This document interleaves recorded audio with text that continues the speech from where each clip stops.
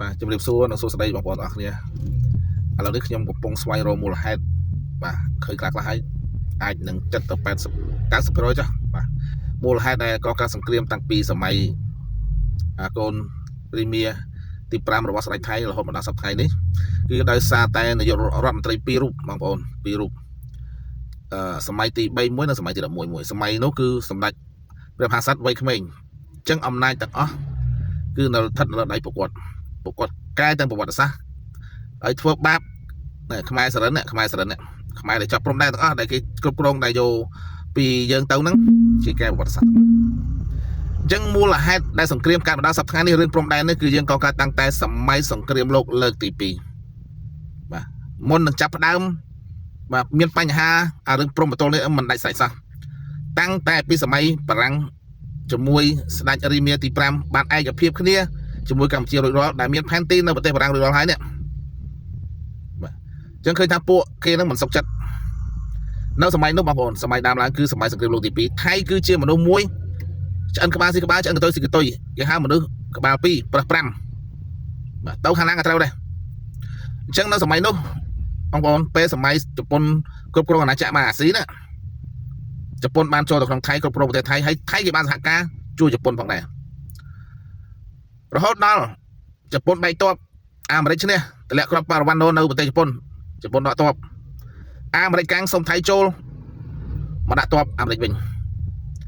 ធ្វើឲ្យថៃនឹងជាមនុស្សមួយឃើញជប៉ុនចោះចាញ់ជាមនុស្សដែលថាអស់តម្លៃសម្រាប់គេហើយគេក៏ចូលខាងអាមេរិកវិញរហូតដល់មានតំណែងដល់សប្តាហ៍ថ្ងៃនេះតែម្ដងជាង100ឆ្នាំហើយបងប្អូនអាមេរិកនិងថៃគឺមានតំណែងគ្នាចិត្តជាង100ឆ្នាំជាងហើយអញ្ចឹងក៏កើតដំបងឡើងថៃគឺជាសយាម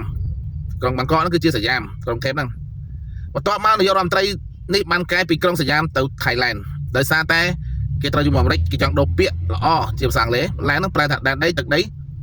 ថៃគឺជាថៃអញ្ចឹងគេដូរពាក្យសយាមទៅជាថៃឡែនគឺទឹកដីរបស់ថៃហើយពួកគេទាំងពីរនេះព្យាយាមកែប្រវត្តិសាស្ត្រគ្រប់បែបយ៉ាងដើម្បីថាកម្ពុជាយើងហ្នឹងក៏កើតពីសម័យគេទេក៏កើតដោយសារបានដីមកពីគេទេអញ្ចឹងគេនិយាយថាកម្ពុជាទំតែកើតទាំងដែលប្រវត្តិសាស្ត្រពួកហ្នឹងក៏ដឹងដែរគេបំភ្លៃគេបំបិទផោះតាទាំងអស់គេបណ្ដោះកូនចៅគេទាំងអស់បណ្ដោះកូនចៅខ្មែរដែលគេគ្រប់គ្រងបានទាំងអស់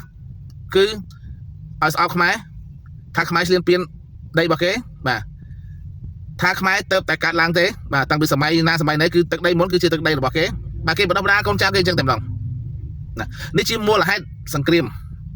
របស់ខ្មែរនិងថៃសង្គ្រាមព្រំដែនកម្ពុជាថៃមកដល់សប្តាហ៍នេះយើងបានឯកភាពគ្នាតាំងពីសម័យបារាំងកាន់កាប់នៅប្រទេសកម្ពុជាជាមួយស្ដេចរីមៀទី5បាទរជ្ជកាលទី5ហ្នឹងតែម្ដង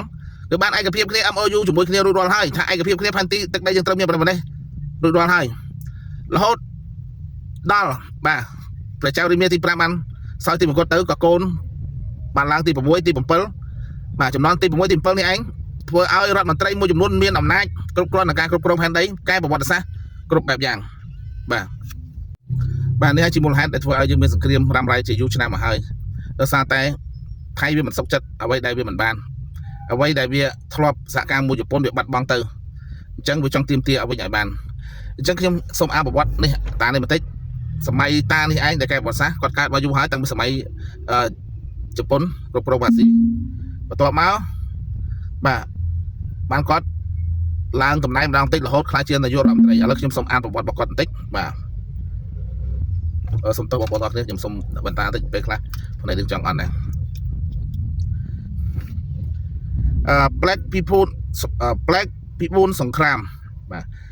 ចុងភុន Black People សង្គ្រាម14កក្កដាคมពុទ្ធសករាជพ.ศ2440បាទ11មិថុនាយនพ.ศ2507អញ្ចឹងលោកនាយភុន Black People សង្គ្រាមនេះគឺកើតនៅក្នុងថ្ងៃទី14កក្កដាពុទ្ធសករាជ2440បាទរហូតមកដល់ថ្ងៃទី11មិថុនាយនពុទ្ធសករាជ2507ស្លាប់បាទឬពពិបូនសង្គ្រាមបដាស័កលងពិបូនសង្គ្រាមនាមដើមឈ្មោះមានឈ្មោះដើមមួយទៀតបងប្អូនឈ្មោះដើមគឺ Black Kid តសង្ខៈឈ្មោះដើមគេ Black Kid តសង្ខៈប្រហែលអានណាផ្លានេះឈ្មោះនៃពិភពគុណដែលគេបានជួប បានผู้บัญชาการทหารนักการเมืองและนักปฏิบัติช ชาวไทยดำรงตำแหน่งนายกรัฐมนตรีไทยคนที่3ระหว่างพศ